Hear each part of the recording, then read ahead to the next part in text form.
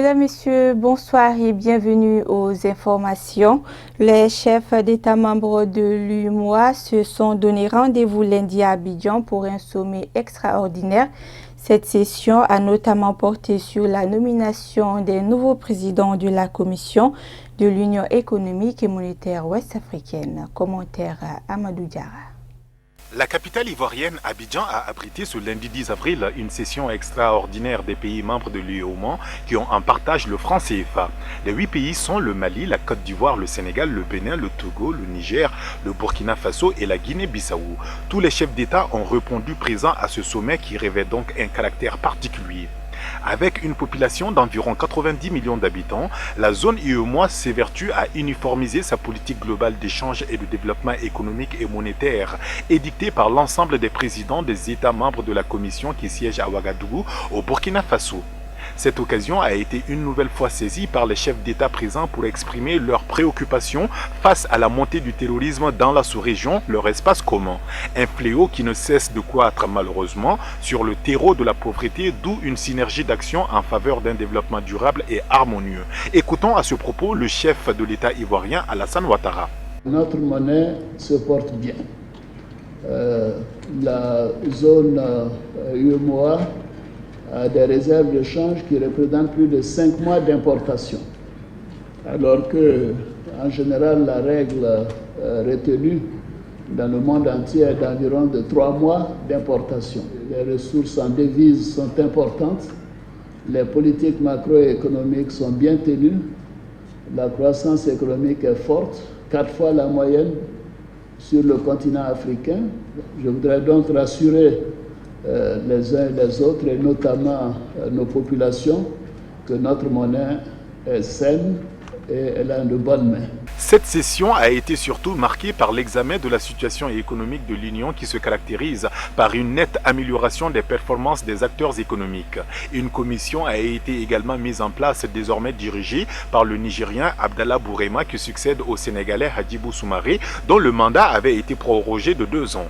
Le nouveau président de cette commission prend ses fonctions dans un climat assez serein et de confiance pour tous les progrès réalisés jusque-là. Il estime que tous les chantiers de l'UEMOA sont des défis contre la pauvreté. Je suis honoré et flatté d'avoir été nommé à la tête de notre institution pour continuer à servir notre région.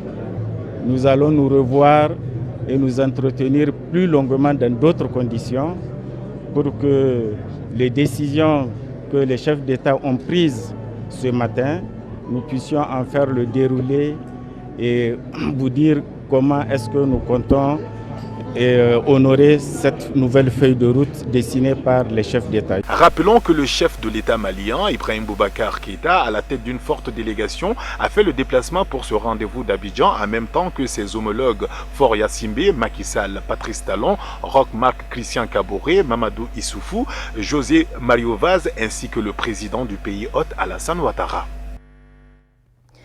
Le président Ibeka vient de nommer un nouveau Premier ministre au moment où notre pays fait face à de nombreux défis. Que pensent les Maliens de cette nomination? Élément de réponse dans ce micro-trottoir réalisé par Kafoune Bachili et Seydou Niari. Par rapport à la nomination du nouveau Premier ministre Abdoulaye Idrissa Maïga, je pense que dans cette situation actuelle, on lui souhaite d'abord la bienvenue, puisque le pays était déjà paralysé. Le peuple aspirait à un changement. Je crois qu'il vient un moment où il y a beaucoup de dossiers brûlants. Tout ce qu'on lui souhaite, on lui souhaite la bienvenue et qu'il puisse quand même travailler à ce que le pays se mette sur les rails. Je pense que je suis optimiste vu la situation sociale de notre pays. Et je pense qu'il a dit qu'il va négocier il a dit hier lors de passation de pouvoir qu'il va négocier avec tous les syndicats et je suis optimiste.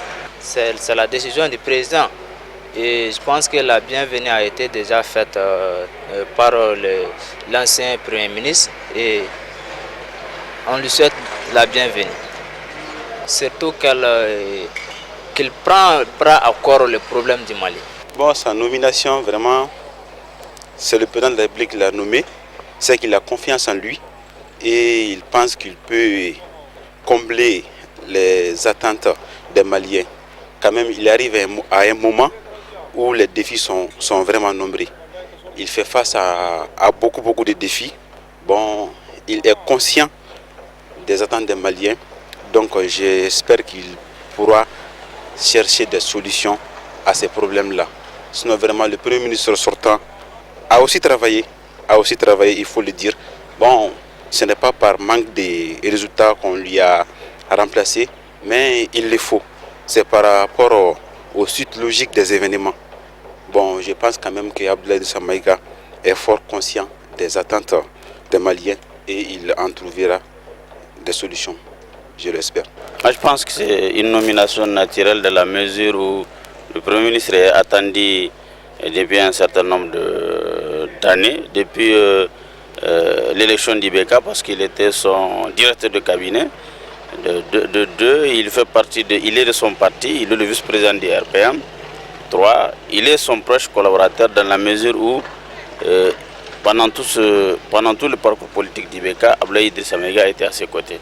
Donc sa nomination vient confirmer en tout cas ce que les gens pensaient depuis un moment.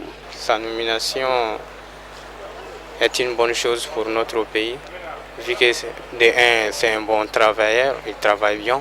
On a vu avec son parcours, avec ça j'en suis sûr que la situation socio-économique et socio-politique, ça va être rentré dans l'ordre d'un pays, Inch'Allah. Moi je pense que toujours on est en train de changer une équipe, alors qu'on a dit qu'il y a dans un match de football, l'équipe qui gagne, qu'on ne doit pas la changer. Mais comme la gestion de l'administration aussi c'est une continuité, on essaie chaque fois de réparer les incorrections. Donc peut-être ça arrange le pouvoir sur place pour amener un petit plus, peut-être à diminuer les tensions, l'hémorragie sur le front social. Sinon il y a eu beaucoup de tensions à la dernière minute, des grèves illimitées, des enseignants, de la santé, des mines, partout les gens se plaignent. Sinon c'était dit auparavant que le Premier ministre doit partir. Il y a de cela plusieurs années qu'on demande le départ du Premier ministre. Mais c'est par rapport peut-être à l'arrivée de ces grèves intempestives, peut-être qui a amené le départ du Premier ministre. Donc nous souhaitons que le choix du président soit le meilleur pour les Maliens, afin de venir sauver, de nous retirer dans cette situation que la population a du mal à surpasser. Le président a fait son choix, bon, on ne fera que encourager le président de son geste. Donc je pense qu'avec son courage, d'après comment on appelle les partisans du parti RPM, on dit que le monsieur est un loyaliste et bon, il est courageux avec ça, donc ça peut aller quoi. Je pense qu'avec un membre du parti au pouvoir, ça peut aller avec M. Maïga. Journée annuelle de l'Association des juristes africains de banques et établissements financiers. Cette 15e édition a pour thème l'ingénierie juridique, un outil de performance au service des banques et établissements financiers. Reportage Amadou Kamara et Mohamed Sidibé. La tenue de cette 15e édition des journées annuelles de l'Association des juristes des banques et établissements financiers à Bamako témoigne de l'engagement des acteurs locaux en faveur de ces secteurs tant importants pour l'économie nationale. Ce jour marque l'aboutissement d'un processus qui a débuté depuis notre initiative de prendre la suite de Ouagadougou 2016, a été accepté par la présidence de l'AJBF, validé par la profession bancaire et financière du Mali.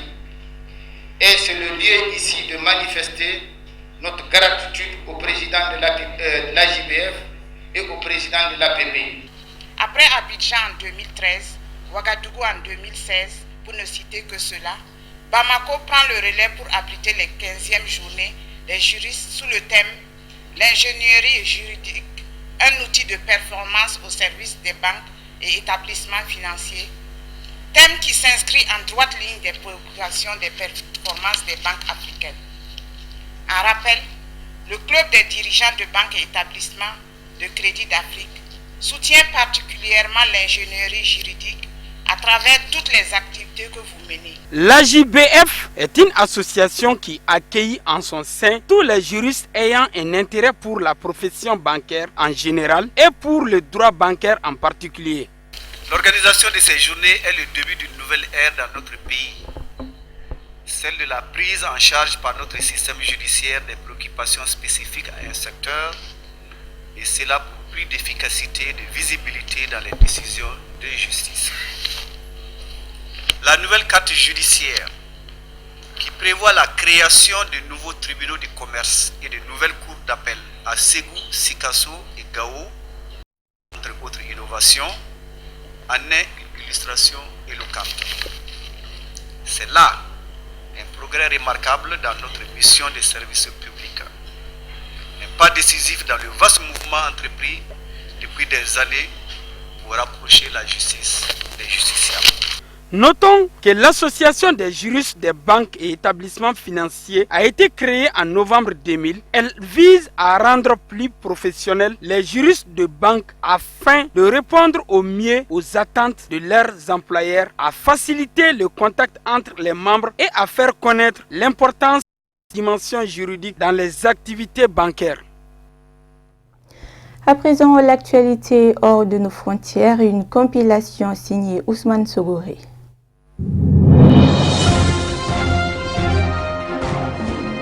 Le Soudan renforce son cordon sécuritaire avec l'Égypte. En raison de la menace terroriste grandissante, il a décidé d'imposer des visas aux Égyptiens. La mesure prise vendredi d'un commun accord avec les autorités égyptiennes concerne les Égyptiens de 18 à 50 ans. Elle permettra notamment d'empêcher l'infiltration des terroristes, a annoncé à la presse le ministre soudanais des Affaires étrangères. Les femmes sont épargnées par la décision. C'est en réalité une mesure de réciprocité que vient de mettre à l'exécution le Soudan vers l'Égypte. En effet, depuis 2004, les Égyptiens n'avaient pas besoin de visa pour entrer au Soudan. A contrario, le Soudanais, eux, ne pouvaient se rendre en Égypte sans visa. L'Union africaine milite de plus en plus pour une Afrique sans frontières où la libre circulation des biens et des personnes sera une réalité. Mais l'invasion djihadiste pourrait bien se présenter comme une entorse à ce dessein.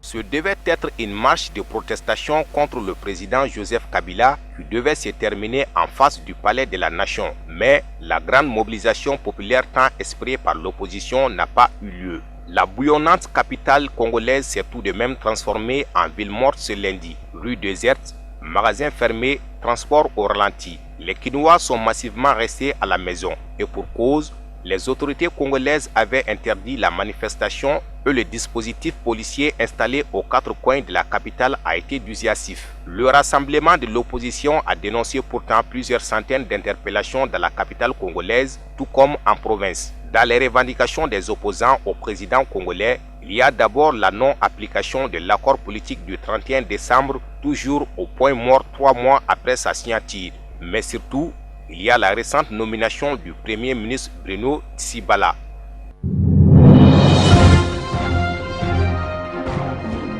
Le communiqué signé du bâtonnier de l'Ordre des avocats du Cameroun annonce en substance que les avocats des régions du sud-ouest et du nord-ouest anglophones reprendront leurs activités le 2 mai prochain. Ce communiqué intervient après un train de mesures annoncé par le gouvernement le 30 mars dernier en réponse aux revendications formulées par les avocats anglophones. À l'origine de la crise sociopolitique qui paralyse cette partie du Cameroun depuis 6 mois, de Yaoundé à Bamenda, après cette annonce, les réactions des avocats concernés divergent. Même si beaucoup saluent une voie de sortie de crise, certains avocats d'obédience anglo-saxonne se montrent toujours circonspects, redoutant des effets d'annonce et dénonçant un calendrier imprécis. La méfiance est d'autant plus de mise que 2 avocats parmi les meneurs des revendications anglophones sont toujours en détention. Le communiqué du bâtonnier annonçant la reprise pour le 2 mai 2017 précise par ailleurs que les négociations avec le gouvernement se poursuivent pour la libération de ces avocats.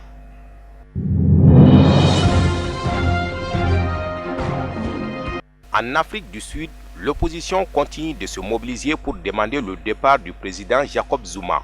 Lundi, plusieurs partis d'opposition se sont mis d'accord pour unir leurs forces et organiser de nouvelles actions. Vendredi 7 avril, plusieurs milliers de personnes sont descendues dans les rues. Le président Zuma a provoqué une véritable tempête quand il a remanié son gouvernement il y a 2 semaines et limogé son ministre des Finances. Depuis, partis politiques, sociétés civiles, milliers des affaires et même certains membres de l'ANC, le parti au pouvoir demande sa démission. Tous appellent à une journée de mobilisation ce mercredi 12 avril, une manifestation devant le siège du gouvernement à Pretoria. Mais le véritable combat aura lieu la semaine prochaine au Parlement quand les députés auront à voter une motion de défiance contre le chef de l'État. Les partis d'opposition appellent les forces de l'ordre à rester neutres et à assurer la sécurité de tous lors de cette journée de mobilisation.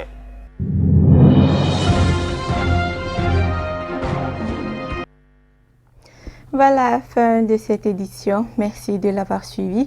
Excellente suite de programme.